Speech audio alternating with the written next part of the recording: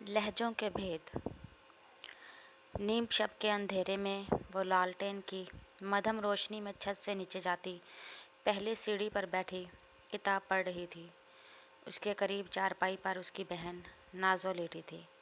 मच्छरों के गूं गूं उसके कान में सरगोशी करती तो करवट बदलते अपने हाथ से उनको पकड़ने की नाकाम कोशिश करती।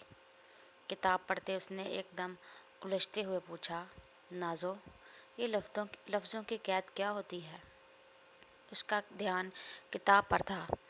किताब तुम पढ़ रही हो, मुझे क्या मालूम ये क्या बला है?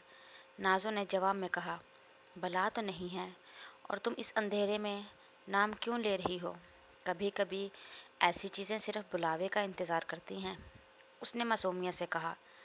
वैसे दादी सही कहती हैं, किताबें पढ़ पढ़ के तुम किताबचा बन गई हो, और ऊपर से ऐसी अजीब सी बातें।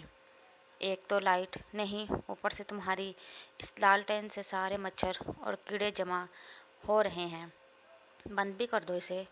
कीड़े नहीं हैं ये, शम्मा के पीछे तो सिर्फ परवाने दौड़ते हैं। उसने एक नज़र इस लालटेन की जानिब गौर से देखते नहायत शफीक लहजे में कहा, ठीक है मेरी माँ, गुस्ताखी की माफ़ी जो मैंने परवानों को कीड़े कह दिया।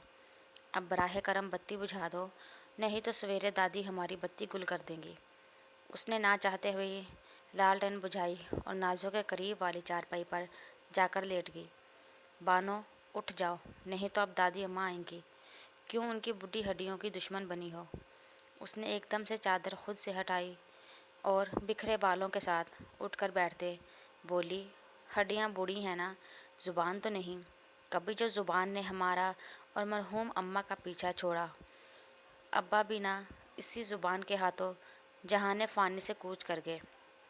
सिर्फ हथियार ही कातिल नहीं होते, लबो लहजे और इंसान के रवैयों से भी कई कत्ल हुए हैं।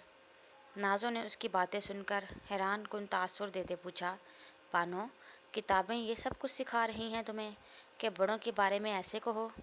नहीं, किताबें ये सब नहीं सिखाती, लोगों के ज़ाहरी अमल सिखाते हैं। किताबों में सिर्फ तजर्बे होते हैं, लेकिन जो जब इन तजर्बों से गुज़रता है ना, उसे किताबें अपनी हमदर्द लगने लगती हैं।